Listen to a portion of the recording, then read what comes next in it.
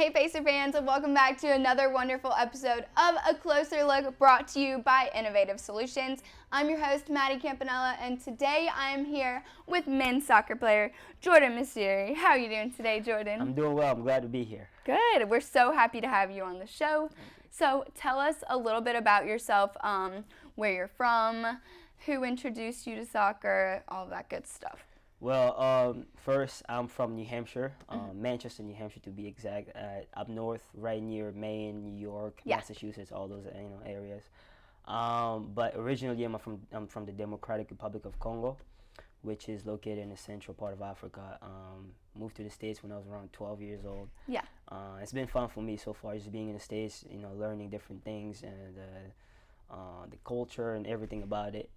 But soccer has always been a part of me since I was, very young. As I grew older, I just fell more and more, in love with the game, and I love everything about the game, whether it's watching or trying to install my knowledge that I've gained this far from the game to other people, whether it's younger kids or my, colleagues. So I'm really, really in love with the game, and I just love everything about it. So it's been fun for me so far. And I'm glad to be here at USCA and just keeping that journey going. Yes, so you're a senior here at USCA. Tell us just, we're going to move paths a little bit. Tell us what your major is here at USCA again. My major is exercise and sports science with a minor in business. Nice. I don't know what I'm going to do with that yet. We got any future goals in the making? I'm thinking maybe I want to be like a trainer one day, but I think I want to gain a little bit of knowledge in terms of business because one day I think I want to have my own workout facility, like a gym type of thing. Yeah, that's so I want great. to know the business side of it too. Right, you got to know that part of it to have that. Exactly. Yes, yes. So this year, what can we be expecting to see on the field from you and your teammates different from last year? I think this year will be a lot different from last year.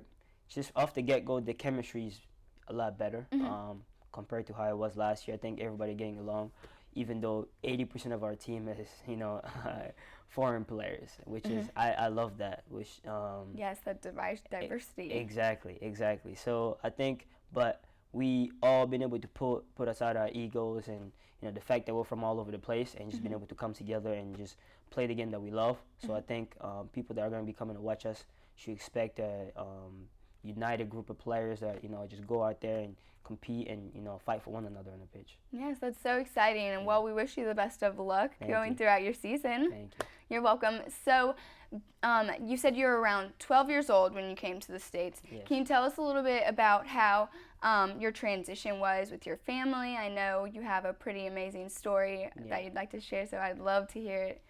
Yeah, it was it wasn't quite as easy as many people might think. First, the language. There's always that barrier coming into the States. Of course. I speak French in another language called Lingala, which is a native language in my country. So when I came to the States, I knew I knew thank you and how are you. That's it. When did you start becoming more fluent? Well, it took a minute. After like 2 weeks, my mom looked at me. She said, "Oh, you going to school?" I'm like, "No, I'm not." Were you like panicking? Exactly. I feel like I would have been like, exactly. what?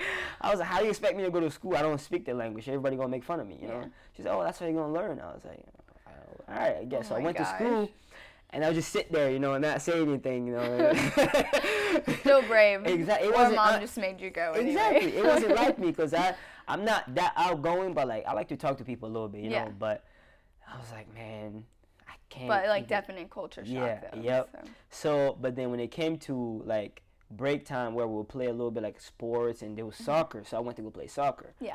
And then some of my classmates saw me playing. They're like, oh my God, you're really good. So they wanted to talk to me. Right. And I still couldn't talk to them. So then they became fascinated with you. They all wanted to be my friends. Right. But there was no friendship because there was no communication, Right. So, but then I kind of made it my own personal mission to learn a word a day and figure out something. One word a day. Exactly. I'll learn a different word, go home, find out the definition, and trying to find a way to incorporate that, Yeah, like in the using way it that I throughout use the it. day. Exactly. Yeah. So that's basically how I Word of the learned. day. Yeah. Just as much as I can.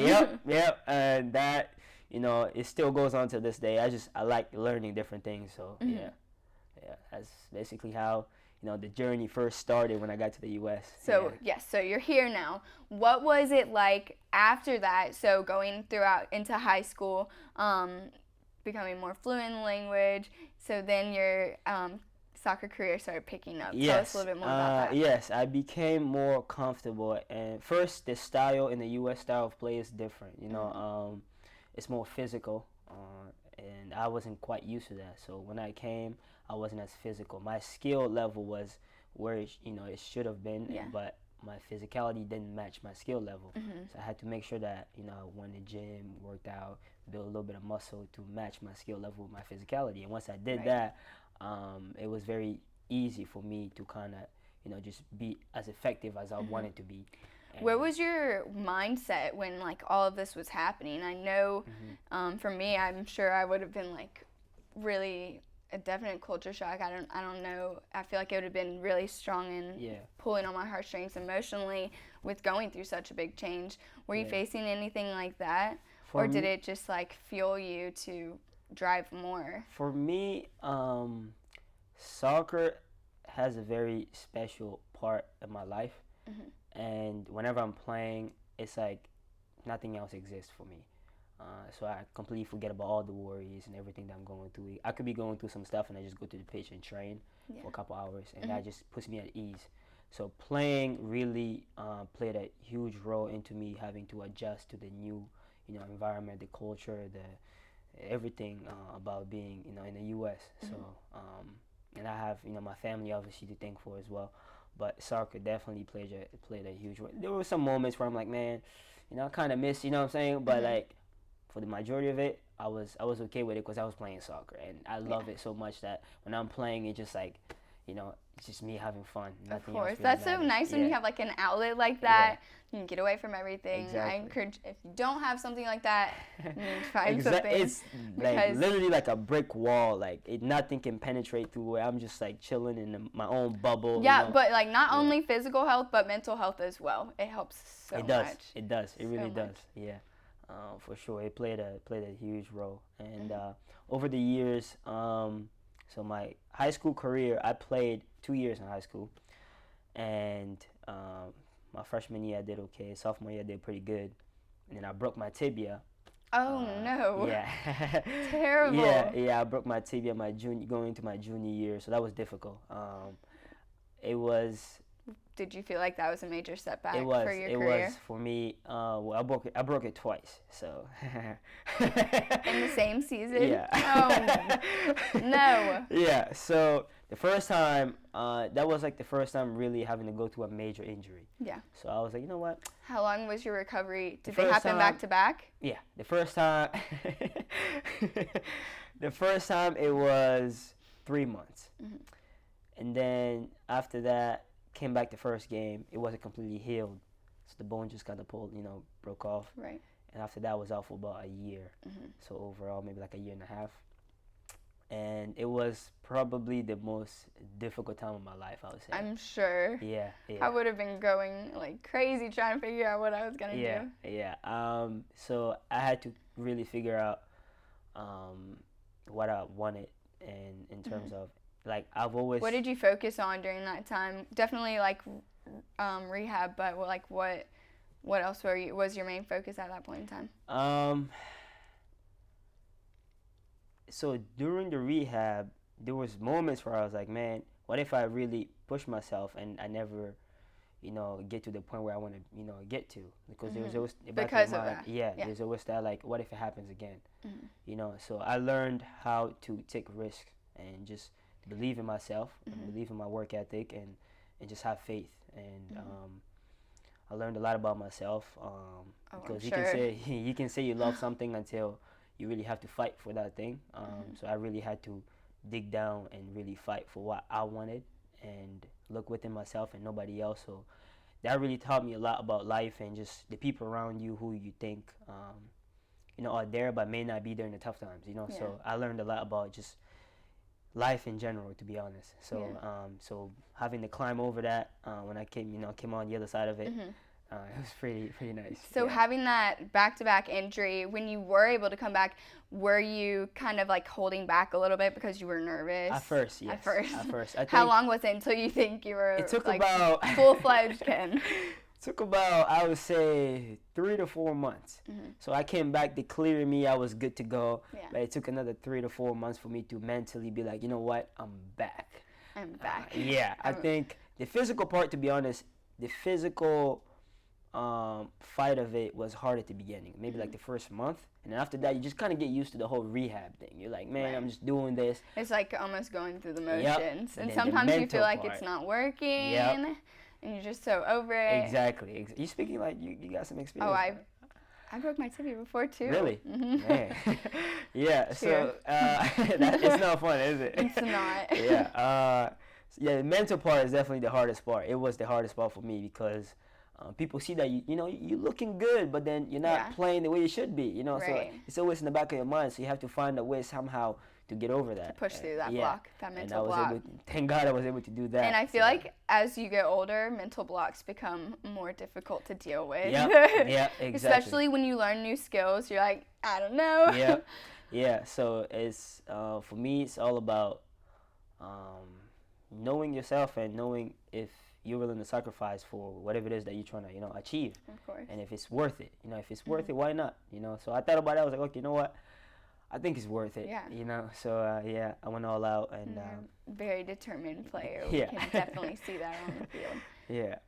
Thank you.